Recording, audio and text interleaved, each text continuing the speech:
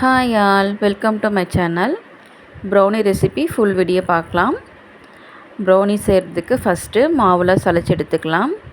1 cup மைதா மாவு, 2 table spoon cocoa powder, 1 spoon baking powder, 1/2 spoon baking soda சேர்த்து நல்லா சளிச்சு எடுத்துக்கோங்க.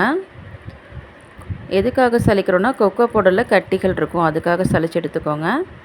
ஒரு பவுலில் பட்டர் ஆட் பண்ணிவிட்டு ஸ்டவ்வில் வச்சு நல்லா மெல்ட் பண்ணிக்கலாம். இந்த மாதிரி பட்டர் நல்லா கரைஞ்சதுக்கப்புறம் சாக்லேட் சேர்த்து நல்லா மிக்ஸ் பண்ணி எடுத்துட்டோம்னா சாக்லேட் நல்லா கரைஞ்சி வந்துடும். பட்டர் ஹீட்டாக இருக்கிறதுனால சாக்லேட் நல்லா மெல்ட் ஆகி இந்த மாதிரி கிடச்சிரும். இது ஓரமாக வச்சுட்டு 1 கப் மைதா மாவுக்கு 3/4 கப் சர்க்கரை எடுத்துக்கிறேன். சர்க்கரையை மிக்ஸி ஜாரில் சேர்த்து பவுடர் சுகராக எடுத்துக்கலாம்.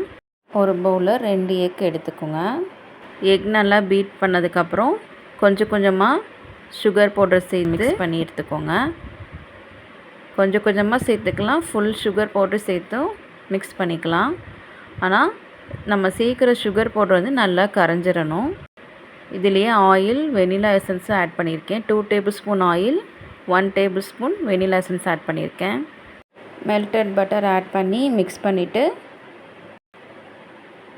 சளிச்சு வச்சுருந்த பவுடர் ஆட் பண்ணி ஒன்ஸ் கலந்துட்டு அதுக்கப்புறம் இந்த மாதிரி மிக்ஸ் பண்ணணும். கேக், ப்ரௌனி எது பண்ணாலும் இதுதான் மெத்தட். மாவு வந்து எப்படி மிக்ஸ் பண்ணணுன்னா ரொட்டேட் பண்ணி வந்து கட் பண்ணணும். இது வந்து கட் அண்ட் ஃபோல்டு மெத்தட் சொல்லுவாங்க. லம்ப்ஸ் எல்லாம் எதுவும் இல்லாமல் இந்த மாதிரி ஷைனிங்காக வர மாதிரி எடுத்துகிட்டு நம்ம எதில் பேக் பண்ணுறோமோ அதில் பட்டர் ஆட் பண்ணிவிட்டு, என்கிட்ட பட்டர் ஷீட் இல்லை, அதை பட்டர் ஷீட் வைக்கல, பட்டர் மட்டும் ஆட் பண்ணிவிட்டு ப்ரௌனி மிக்ஸ் பண்ணியிருக்கோம் இல்லையா, அதை அப்படியே எடுத்து அதில் சேர்த்துடணும். உங்களுக்கு விருப்பம் இருந்தால் நட்ஸ் பவுடர் வந்து இதில் இந்த மாதிரி ஆட் பண்ணிக்கோங்க. ஒரு அடிகனமான பாத்திரத்தை 10 நிமிஷம் ப்ரீ ஹீட் பண்ணி எடுத்துக்கோங்க. எதில் நம்ம பேக் பண்ண போகிறோமோ அது மேலே வைக்கிறதுக்காக கீழே ஒரு ஸ்டாண்ட் மாதிரி வச்சுக்கோங்க. க்ளோஸ் பண்ணி வச்சுட்டு ஒரு 1/2 அன் ஹவர் கழித்து ஓப்பன் பண்ணி ஒரு ஸ்டிக்கு இல்லைனா நைஃப் ஏதாவது வச்சு நீங்கள் வச்சு பார்த்திங்கன்னா ஒட்டாமல் வரும். அப்படின்னா ரெடி ஆயிடுச்சுன்னு அர்த்தம். நல்லா ஆறுனதுக்கப்புறம் கட் பண்ணுங்கள். நான் கட் பண்ணுறது கொஞ்சம் சூடாக தான் இருக்குது.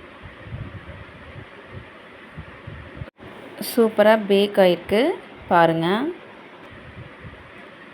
சாஃப்டாக இருக்குது. டேஸ்ட் வைஸ் நம்ம கடையில் வாங்கி சாப்பிடுவோம் இல்லையா, அதே டேஸ்ட்டு தான். இதை பார்த்து என்ஜாய் பண்ணுங்கள். இந்த வீடியோ பிடிச்சிருந்தா என் சேனல் சப்ஸ்கிரைப் பண்ணிக்கோங்க. தேங்க்யூ.